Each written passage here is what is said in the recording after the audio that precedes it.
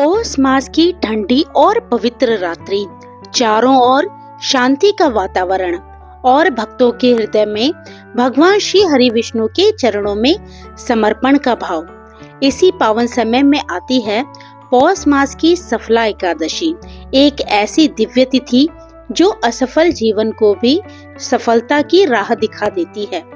धर्म ग्रंथों में वर्णन आता है कि पौष मास के कृष्ण पक्ष की ये एकादशी भगवान विष्णु को अत्यंत प्रिय है।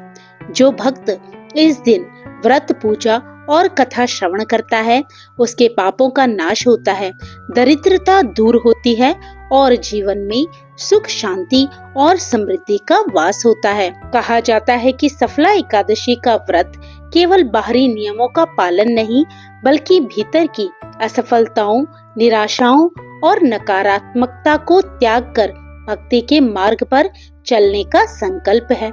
आज हम आपको सुनाने जा रहे हैं पौष मास की सफला एकादशी की वह पौराणिक और प्रेरणादायक कथा जो ये सिखाती है कि यदि मनुष्य सच्चे हृदय से भगवान विष्णु की शरण में आ जाए तो उसका पतन भी उद्धार में बदल सकता है। तो आइए अपने मन को शांत करें, श्री हरि विष्णु का स्मरण करें और ध्यान पूर्वक सुने पौष मास की सफला एकादशी की दिव्य और चमत्कारी कथा। तो प्रेम से बोलिए ओम नमो भगवते वासुदेवाय। महाराज युधिष्ठिर ने कृष्ण भगवान से पूछा, हे जनार्दन, पौष मास की एकादशी का क्या नाम है? उस दिन कौन से देवता का पूजन किया जाता है और उसकी क्या विधि है? कृपया मुझे बताएं। भक्त वत्सल भगवान श्री कृष्ण कहने लगे कि धर्मराज, मैं तुम्हारे स्नेह के कारण तुमसे कहता हूँ कि एकादशी व्रत के अतिरिक्त मैं अधिक से अधिक दक्षिणा पाने वाले यज्ञ से भी प्रसन्न नहीं होता हूँ। अतः इसे अत्यंत भक्ति और श्रद्धा से युक्त होकर करें। हे राजन, द्वादशी युक्त पौष कृष्ण एकादशी का महात्म्य तुम एकाग्र चित्त होकर सुनो। इस एकादशी का नाम सफला एकादशी है। इस एकादशी के देवता श्री नारायण हैं। विधि पूर्वक इस व्रत को करना चाहिए।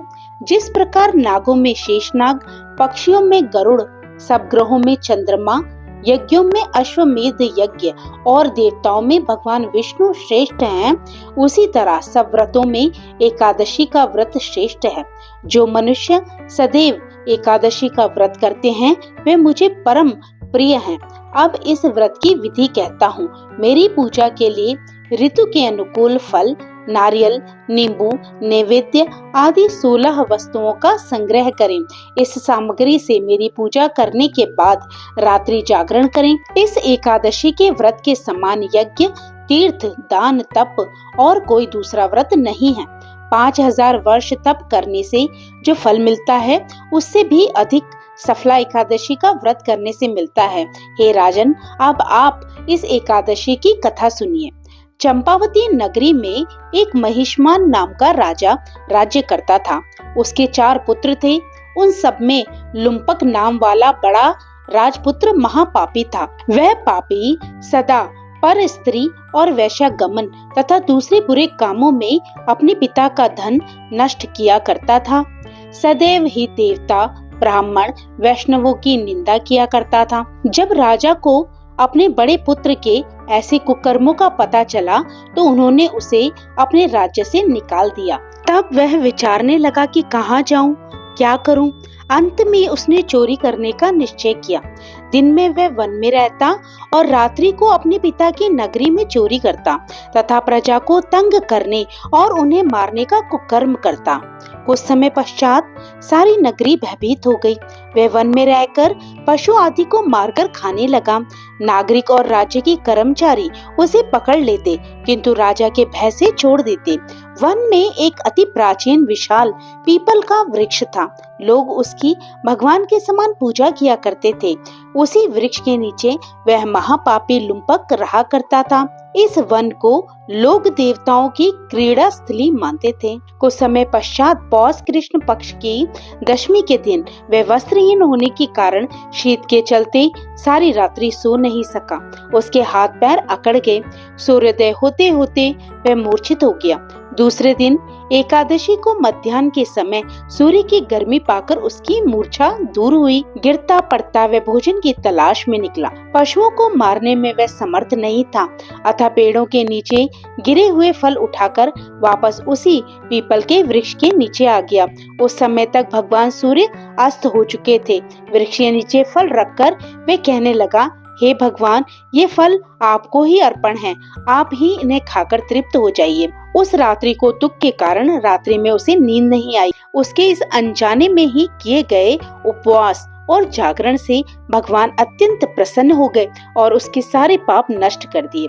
दूसरे दिन एक अति सुंदर घोड़ा अनेक सुंदर वस्तुओं से सजा हुआ उसके सामने आकर खड़ा हो गया। उसी समय आकाशवाणी हुई कि हे राजपुत्र, श्री नारायण की कृपा से तेरे सभी पाप नष्ट हो गए।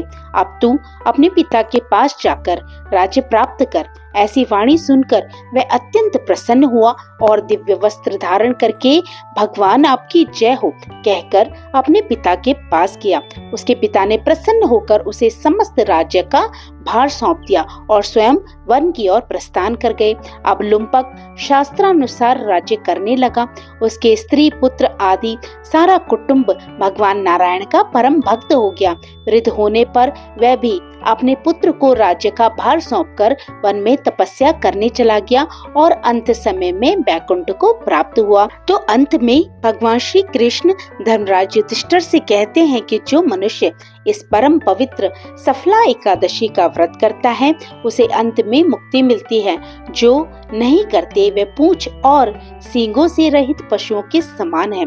इस सफला एकादशी के महात्म्य को पढ़ने से अथवा श्रवण करने से मनुष्य को अश्वमेध यज्ञ का फल मिलता है। तो हे भक्तों, जो मनुष्य सच्चे हृदय से पौष मास की सफला एकादशी का व्रत करता है उसके जीवन की असफलताएं धीरे धीरे समाप्त हो जाती हैं और भगवान श्री हरि विष्णु की असीम कृपा सदैव बनी रहती है।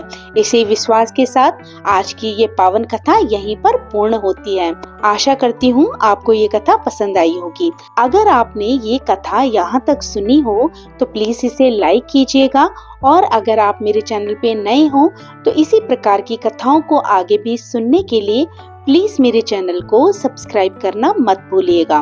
तो फिर प्रभु का नाम लेते रहिए, पुण्य के भागी बनते रहिए। जय श्री कृष्णा, राधे राधे।